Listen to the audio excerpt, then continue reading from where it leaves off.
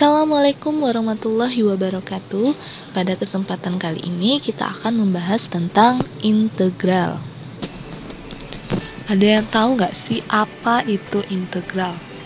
Integral ini ada hubungannya ya dengan turunan. Sebelumnya pasti sudah belajar tentang turunan. Kita lihat integral itu adalah anti turunan atau inverse dari turunan atau kebalikan dari turunan. Simbolnya itu seperti ini ya. Sehingga jika integral dari fungsi f(x) terhadap peubah x ditulis seperti ini, integral f(x) dx. Integral dibedakan menjadi dua jenis, yaitu integral tak tentu dan integral tentu. Pada kesempatan ini kita hanya akan membahas tentang integral tak tentu. Coba kalian lihat diagram panah tersebut. Kita misalkan fx-nya itu adalah x pangkat 3. Kemudian kita turunkan, maka hasilnya adalah 3x pangkat 2. Nah, 3x pangkat 2 ini jika kita integralkan lagi, itu hasilnya adalah x pangkat 3. Maka karena itulah integral itu disebut dengan anti turunan atau kebalikan dari turunan.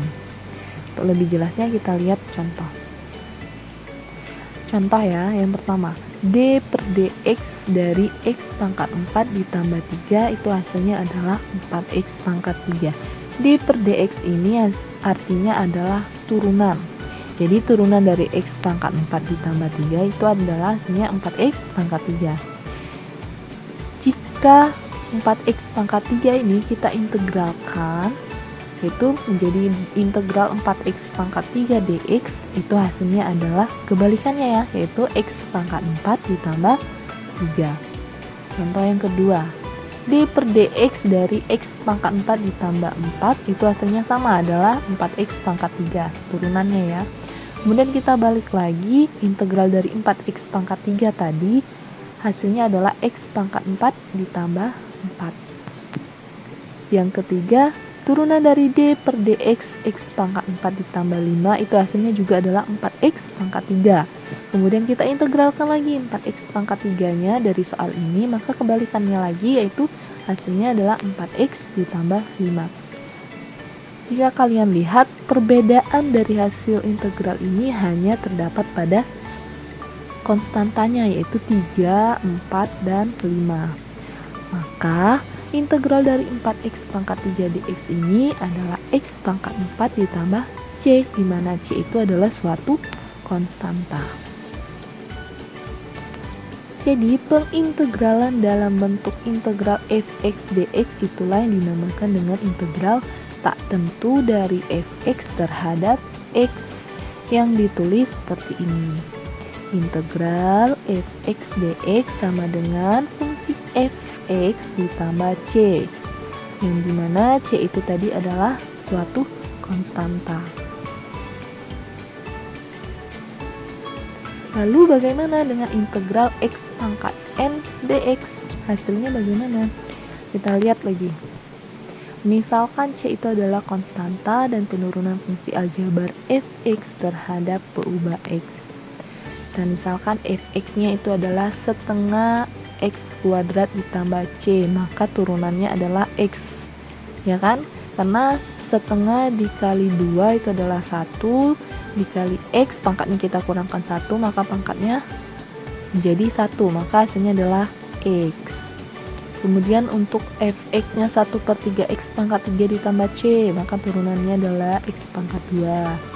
Yang selanjutnya fx-nya 1/4x pangkat 4, maka turunannya adalah x pangkat 3. Sehingga jika fx-nya adalah 1/n ditambah 1 dikali x pangkat n ditambah 1 plus c, dengan n-nya tidak boleh sama dengan min 1 ya, maka turunannya adalah x pangkat n.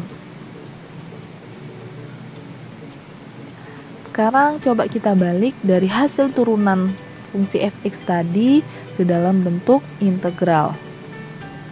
Jika integral x dx, tadi x dx-nya adalah hasil dari turunan kan, kita balik menjadi dalam bentuk integral, maka hasilnya adalah 1/2 x pangkat 2 plus c.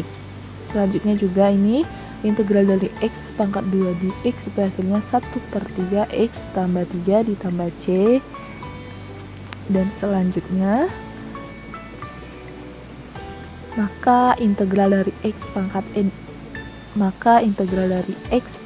n dx itu sama dengan 1/n ditambah 1 dikali x pangkat n ditambah 1 plus c, di mana n-nya tidak boleh sama dengan min 1. Sehingga dari pernyataan tersebut kita peroleh rumus, yaitu integral dari x pangkat n dx itu hasilnya adalah 1/n ditambah 1 x pangkat n ditambah 1, di mana n itu adalah bilangan real dan n-nya tidak boleh sama dengan min 1.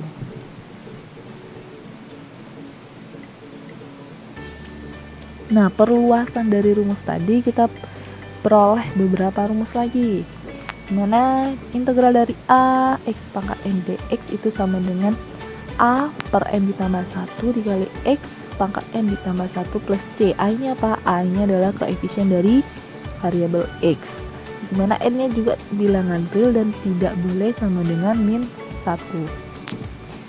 Kemudian yang kedua itu adalah integral dari k dikali fx, fungsi fx dx itu sama dengan k-nya ditaruh di luar dari integral, kemudian baru kita integralkan fx dx-nya. Sehingga kita peroleh 3 rumus. Silahkan kalian lihat, kalian pahami ketiga rumus ini. Nanti kita lanjut ke contoh soal.